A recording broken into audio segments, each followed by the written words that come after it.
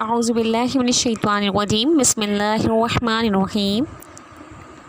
السلام علیکم عزیز طلباء و طالبات، welcome to the world learning international virtual campus. کیسے ہیں آپ سب؟ امید کرتی ہوں کہ آپ سب خیر و خیریت سے ہوں گے۔ بچوں، ہم نے اپنی پچھلی کلاس میں اسلامی معلومات پڑھی، کچھ ترجمے کی آیات کا ترجمہ کیا، ٹھیک ہے۔ اب جو ہے ہماری کلاس میں جو ہم پڑھنے جا رہے ہیں وہ ہے مسنون دعائیں۔ کچھ دعائیں ہیں جن کو ہم پڑھنے اور سیکھنے جا رہے ہیں۔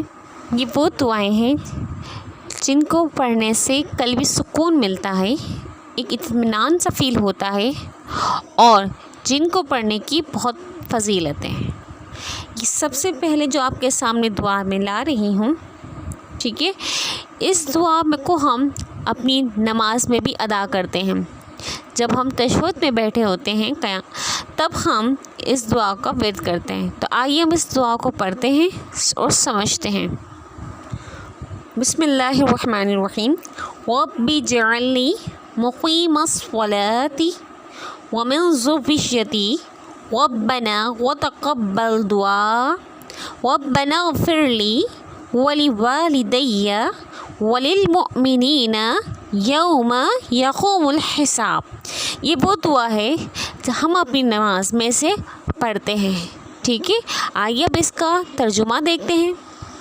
Oh my lord, make me one who perform as salat, iqamat as salat, and also from my offspring, our Lord, and accept my invocations.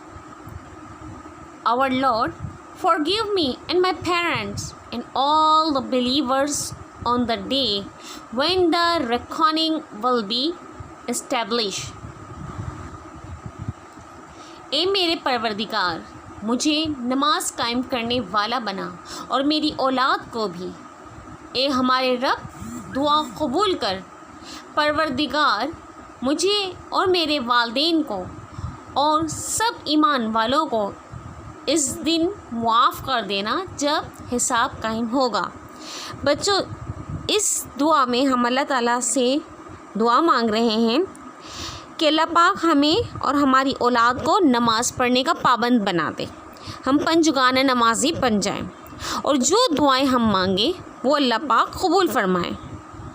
ہم اپنی چھوٹی بڑی مصیبت کے وقت، ہر پریشانی کے وقت یا ہر خوشی کے وقت میں اپنے اللہ تعالیٰ کو، پاک پروردگار کو یاد کرتے ہیں، تو ہم اپنے اللہ تعالیٰ سے دعائیں مانگتے ہیں۔ یہاں اس دعا میں بھی یہی کہا گیا ہے کہ اللہ پاک میں جو دعا مانگوں میری دعاؤں کو قبول فرما، اور حساب کتاب کے دن مجھے، میرے ماں باپ اور تمام مومنوں کو بخش دی، یعنی کہ جب قیامت کا روز ہوگا، بروز قیامت جب حساب کتاب لیا جائے گا، نیکی اور بدی کے اعمال کا حساب کتاب ہوگا، تب اللہ تعالیٰ سے اس دن میں بخشش کے لیے دعائیں مانگنی، اور نہ صرف اپنے بلکہ اپنے والدین اور تمام مسلمانوں کے لیے دعا کی جا رہی ہے۔ بچوں، یہ دعا تو ہم سب کو یاد ہوگی کیونکہ ہم سب اس دعا کو نماز میں پڑھتے ہیں، لیکن ہم میں سے بہت سے ایسے بچوں کو جن کو ان کا ترجمہ نہیں پتہ تھا۔ تو آج کی کلاس میں اس کا ترجمہ سمجھ آ گیا۔ اس ترجمے کو یاد کیجیے گا تاکہ اب جب بھی نماز میں دعا پڑھیں تو آپ کے ذہن میں یہ ترجمہ بھی آ جائے۔ چلیے بچوں، اب اپنی دوسری دعا کی جانب چلتے ہیں۔ ربنا آتنا فی الدنیا حسنۃ وفی الآخرۃ حسنۃ وقنا عذاب النار۔ Our Lord, give us in this world and that which is good, and in the hereafter that which is good, and save us from the torment of the fire. پروردگار، ہم کو دنیا میں بھی نعمت عطا فرما اور آخرت میں بھی نعمت عطا فرما، اور دوزخ کے عذاب سے محفوظ رکھنا۔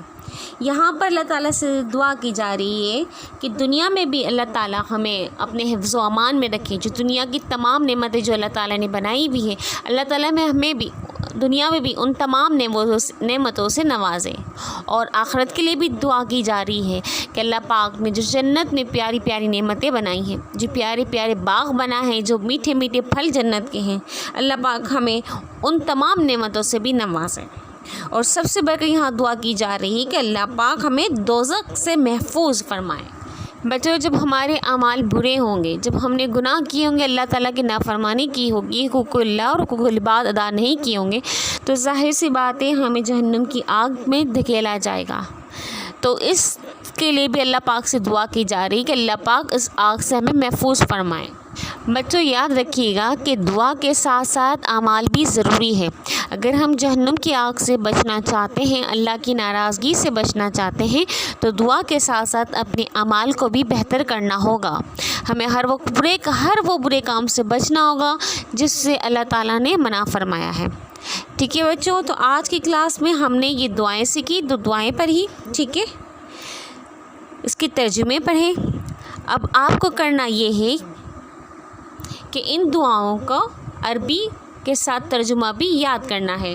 بچوں آپ اسلامیت کی کتاب میں اپنی کاپی میں آپ لوگ اسلامی معلومات کا ٹائٹل بنا کے کچھ سوال جواب لکھ چکے ہیں، سورت اور اس کا ترجمہ لکھ چکے ہیں۔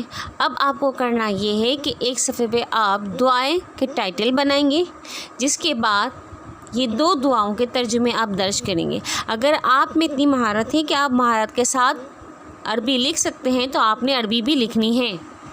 بچوں اگر عربی لکھتے ہوئے آپ کو لگ رہا ہے کہ آپ عربی صفائی سے یا پھر پراپر طریقے سے نہیں لکھ پائیں گے، تو صرف دونوں ترجمے آپ کو اپنی کاپی میں بالکل صفائی کے ساتھ لکھنے ہیں، ٹھیک ہے۔ دعائیں کا ٹائٹل بنانے کے بعد یہ دونوں ترجمے جو آپ کی بک صفحہ نمبر 13 پہ موجود ہیں، آپ یہ ترجمے اپنی کاپی میں لکھیں گے۔ ان ترجموں کو صرف لکھنا ہی نہیں ہے بلکہ عربی کے ساتھ ان ترجموں کو یاد بھی کرنا ہے۔ اب آج کی ہماری کلاس یہیں پر ختم ہوتی ہے۔ اپنا بہت سارا خیال رکھیے گا، اپنا کام صفائی سے کر کے اپنے کیمپسز میں جا کے اپنے ہیڈ کے پاس جا کے چیک کروائیں، کام صفائی کے ساتھ کیجیے گا۔ اپنا بہت سارا خیال رکھیے گا۔ اللہ حافظ۔